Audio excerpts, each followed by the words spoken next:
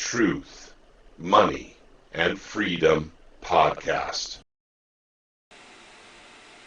Welcome to Truth, Money, and Freedom. Today is Monday, the 12th of April, 2021. Hey gang, I'm going to give you the current state of the Missouri Second Amendment Preservation Act in this video. Basically, I'm going to do that up front, the call to action. Call up Senator Dave Schatz, because actually that's where the bill is right now, and it's kind of stalled there. He is the Senate Pro Tem. He leads the Senate in the state of Missouri, and he has not, even though this was voted out of committee like 2 weeks ago, he has not moved it or to the floor or given it a calendar date for the floor of the Senate. So for whatever reason, he seems to be stalling, and there's rumors on the internet about why he's stalling. I don't want to go into rumors, gang, because I don't know, and I don't want to perpetuate anything that may not be true. But I will tell you this.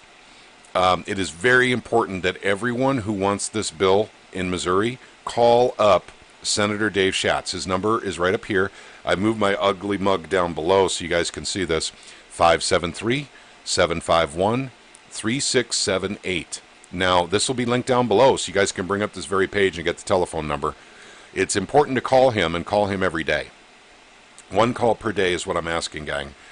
Pressure. We need pressure. We need, hundreds, if not thousands of phone calls going to his office every single day, telling him to move forward with the Second Amendment Preservation Act, put it on the calendar, put it on the floor, no more stalling, because we're starting to run out of time here. There's 1,000 ways to kill a bill, gang, and we'll talk about, other things here in a second here, but this is the man direct. Remember I told you when we needed to apply pressure somewhere, I would let you know, and now it's this man right here, Senator Dave Schatz. We need pressure. We don't need to be rude on the phone. We need to be nice. We need to let him know that this is the most important bill to you. It's more important than any other bills that are currently on the docket for release on the floor. This bill must see its time on the Senate floor right now. And I mean right now, not 2 weeks from now. The reason being is because it needs time for debate on the Senate floor. We need time to allow for a filibuster, if that's what the other side has planned, so we can get through that process. And also, a perfection process if need be. I think the bill's fine. I don't think there's any perfection that they're going to add to it at this point. But this man right here is singularly responsible for moving the process forward. One person, one man, Senator Dave Schatz. So let's all give him a shout out, give him some attention, let him know we need that bill and we need it right now. Not a week from now, not 2 weeks from now, but instantly. So that's the guy to call. Also, if I could ask you to make 2 phone calls a day, one to your senator and one to Dave Schatz. Here's a list of senators again for the state of Missouri. Once again, this is all state, gang. There's nothing federal about this. This is a state bill, and it would become a state law. So here's your list of senators for the state of Missouri, if you know who your senator is. If you don't, you can easily navigate this to find out who they are based on district. So there's a statewide district map here, so you could find out what district number is and what your senator is, or who your senator is. Please call your senator every day, and because we want your senators to apply pressure to Dave Schatz as well. So Dave Schatz should be getting phone calls from you and plus pressure from his peers in the Senate to get this bill out on the floor right now. Okay? I want to talk about something else here real quick, not related necessarily to the Second Amendment Preservation Act, but to Second Amendment sanctuary counties. KRMS has put out a story about Camden County. Remember, Camden County is now a Second Amendment sanctuary county in the state of Missouri. And the prosecutor explains issues with the federal ATF. Now, the reason I'm bringing this up is because this is clearly a straw man argument. And I'll get into that in just a bit here. But clearly, the prosecutor, Caleb Cunningham in Camden County, needs to read the Second Amendment Preservation Act and find out what it's all about, because basically what they're saying here is they had a recent incident with an IED, possibly a hand grenade, and they couldn't get help from the Fed to deal with a hand grenade issue in Camden County. Now, I have not confirmed any of this. I'm just reading it from the website. So, in a news website. So, what I'd like to say is, first of all, the Second Amendment Preservation Act does not prevent the Fed from coming in the state of Missouri and dealing with Missouri state law. It is against the law in Missouri to have a hand grenade. It's that simple, gang. You know, they easily could have gotten help with that. And what happened was it became a political argument. And I'll read the last paragraph here. Cunningham, who is the prosecutor, says ordinances passed in other parts of Missouri might be a bigger concern for the Fed than ours. He's referring to Camden County's ordinance. He said, in quote, all these ordinances are different, and I think it's Newton County specifically that has authorized that they will be arrested for even being there. They would be the federal government coming into Newton County. So I think the ATF's position was to take a step back and not assist with any of these counties until they've consulted their legal team. Once again, no consultation is necessary. If there's a hand grenade issue, they can bring in the federal government. You know, hand grenade is not Second Amendment stuff, gang. We're talking about firearms here. It is against Missouri law to have hand grenades. Straw man argument. Once again, just so that they can put out some bad press against the Second Amendment Preservation Act and what it stands for. I don't think anyone in Missouri wants people running around with hand grenades. So this, like I said, this is a non-argument that they tried to turn into a Second Amendment Preservation Act issue. It is not. The Second Amendment Preservation Act is very clear. The Fed can come in and assist with Missouri law. It is against the law in Missouri to have a hand grenade. Therefore, this shouldn't have even been a news story. This is a, basically a planted story to basically divide people along political lines and make them think that, the Second Amendment Preservation Act is dangerous. Second Amendment sanctuary counties are dangerous because you can have this and you can have that. No, that's not true. The state of Missouri's law, we have what's called supremacy law. The state of Missouri law says hand grenades are not allowed.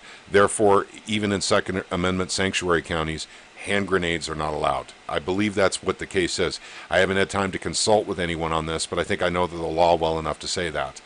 So, once again, a straw man argument against Second Amendment sanctuary counties, against, and by the way, Second Amendment sanctuary counties are popping up not just in Missouri, but all over the United States.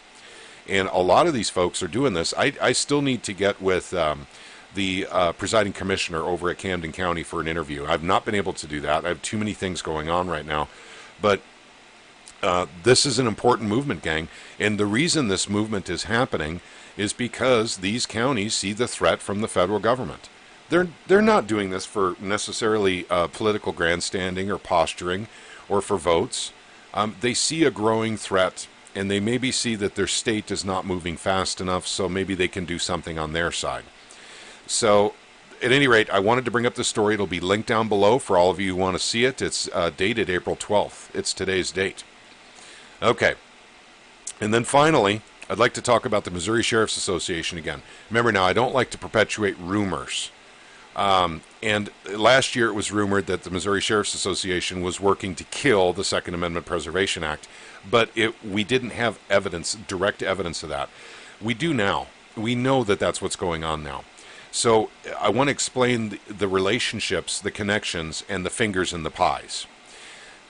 The Missouri Sheriff's Association actually gets money from the federal government. Once again, Fed. We're trying to get the Fed out of Missouri for all things Second Amendment, for anything gun-related, right?